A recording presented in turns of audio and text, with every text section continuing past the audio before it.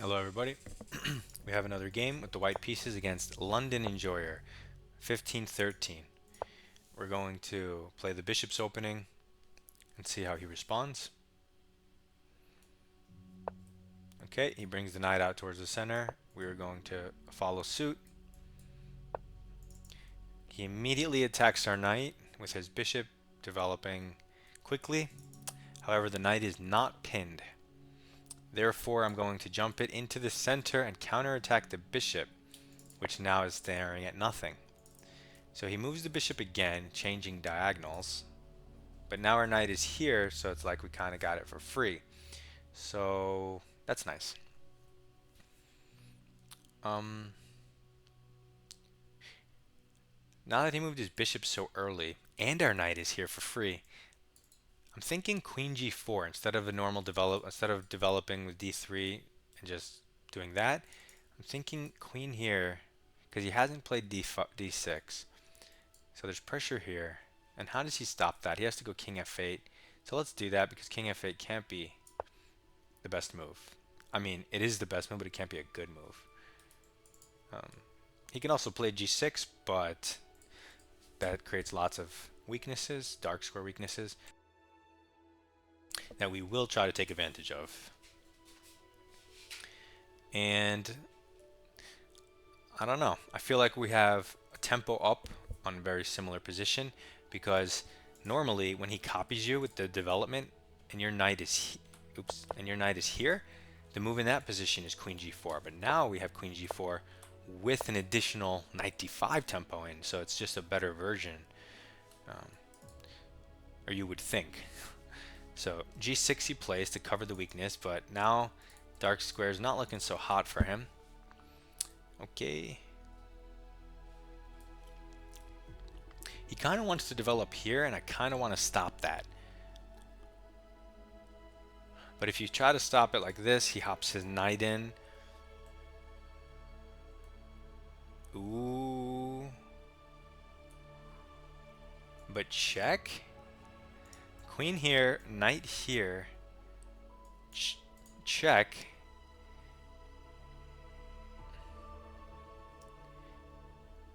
And then if he moves the king, he gets checkmated. If he takes with the queen, and then you take, and he goes over.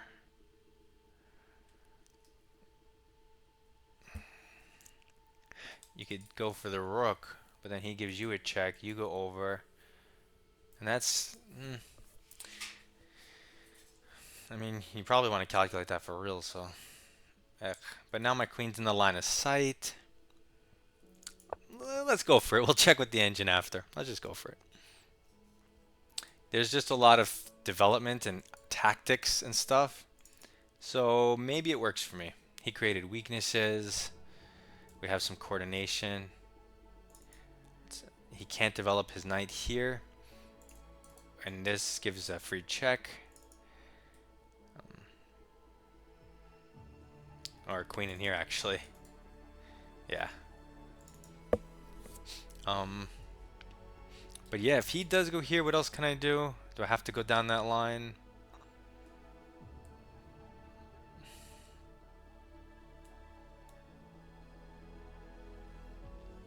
I mean, you should. I guess you could go queen b3, but then he kicks your knight out immediately and then plays b5. No way. Yeah, I'm just going to go down that line. I'm going to sack my knight here, which is crazy. But opens up the point is it opens up the diagonal for the coordination. That's the point of sacking the knight. Now, is that worth a knight? Probably takes. If you take with the bishop instead, and he just moves to the side, if only you had your dark squared bishop diagonal open. Because if he does this instead, which is much less critical than my line, which may have plain just refute what I'm doing, but well, let's see. Okay, so now I could definitely play c3 just to control that square, which is kind of nice. Makes me feel good.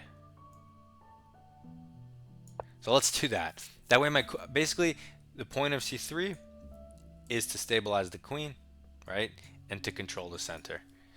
One of the points of controlling the center is to stabilize the queen. But now it also, you know, it's just really nice covering these squares from both pieces. Okay, so he finally does the pawn chain, opens up the light squared bishop, but he still has weaknesses around his king and such. Also, now that we played c3, that's like a lever for us to push our other pawns. You know, it can support. So if we push in the center and he takes and we take, that's premature. But we can push b4 and kick his pieces around and gain space at the same time while moving his pieces away from the center, most notably the knight. Knights are clumsy. They're not smooth and suave like bishops. They can't just slink back one or two, you know. They have to go to some dumb square, and then if a pawn's blocking them, they have to try to like jump around the whole map. It's crazy. So we always have that in our pocket. But since the bishop's also precarious, we can actually play a4 for free. Why is it for free? Because it comes with the threat of a5 winning the bishop. Now that we've induced a6, a6 is a weakening move. What does it weaken? It weakens the square b6. And now if we take the bishop, he can no longer take with the a pawn, which is desirable for black. He has to take with the c pawn, creating further weaknesses in his position. That would take away some pressure from this square, but I don't think that square is where we're going to bust through. So let's just create this weakness, which is permanent, long-term. This d6 pawn is very weak now. We have the d5 square for our pieces, and the diagonals open for our bishop. So all in all, pretty solid. Okay, so now I want to develop my knight, castle, and play d4. Hopefully this plan looks, you can just see how I'm filling the gaps. Like you can see from the pawn structure, there's just like this gap of these squares right here, and you can plug it by playing d4. So we're going to put our knight here to support d4 so it doesn't hang when we play it. And you don't necessarily have to castle right away because his king is just as unsafe. It's not like he has rooks aiming at you, but you could castle and play d4. You could probably just play d4 first. So he plays b5. This attacks our bishop and the pawn, but if we take his pawn, he can't take back because his rook is hanging. So it's a free pawn. In light of that, I'm going to take it, as opposed to automatically moving your bishop back, which some of you might have just instinctively moved, right? But you have to consider, is it hanging? And even if his rook, okay, even if his rook wasn't hanging, like let's say it was protected by another rook next to it, if he takes this pawn, we trade rooks, and then it's still hanging with the bishop. So it hangs either way, so that's a weird move to make. And this was only a 12 mover. So center and development, and you really have to just try to take the center. Okay, so we have development and center. We have development and center. Now what I was saying is when people play bishop here, what I call the copycat variation, that's not the actual name, queen g4 is like the most ambitious move in that position, hitting the pawn. And then it's black's turn. But in this version, he goes here. I spend a move with the same piece twice, but it counterattacks the bishop, which is technically a threat because it's just the start of the game, and so there's no real reason to be giving white the bishop pair, which would be a long-term advantage. So it is a slight threat. So it is kind of for free because he should react. He shouldn't just let me scoop it. So that's why he moves here. But now we have the same position where I go queen here, but my knight is more advanced, controlling this square. And in some lines, when you put your queen here, you know, he tries to go queen f6 before your knight's here and stuff like that. Now he can't even do that. So we hit the pawn, and then we just consolidate on a different weakness. We tried to hit g7. It's no longer weak, right? g6 is not a weak point. And you're staring here, so it doesn't make sense to keep pressuring that. You have to target the new weakness, which would be f7, which is hard to defend because there are no pieces that can touch it except the king. which is why I was considering this weird, crazy tactic.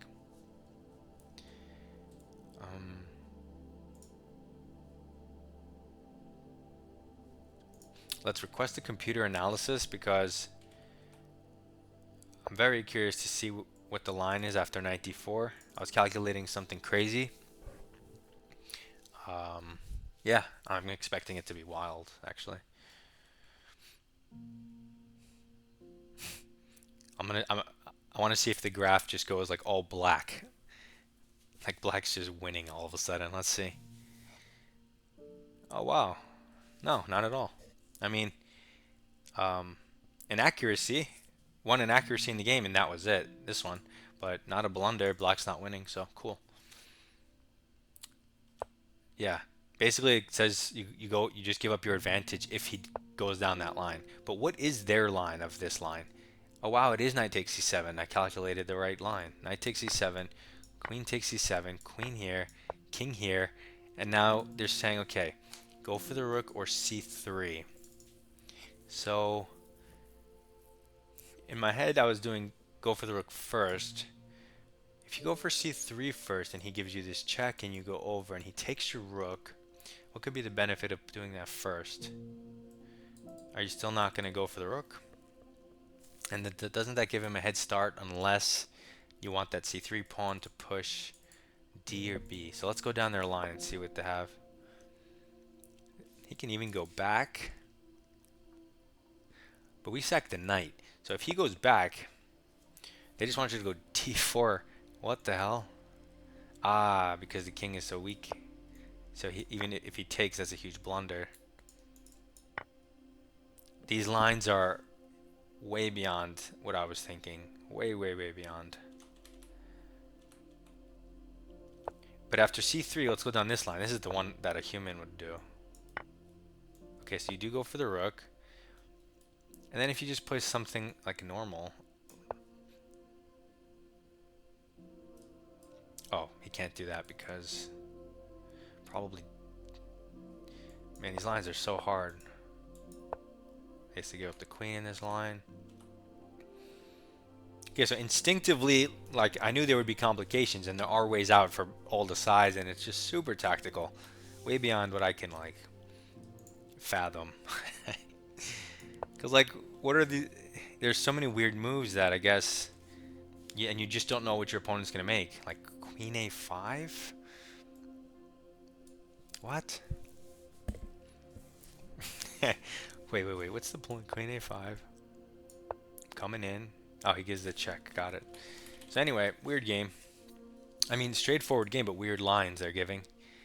This and my screen's messed up. And this move by him, let me turn this off. Can't be good. It just weakens everything.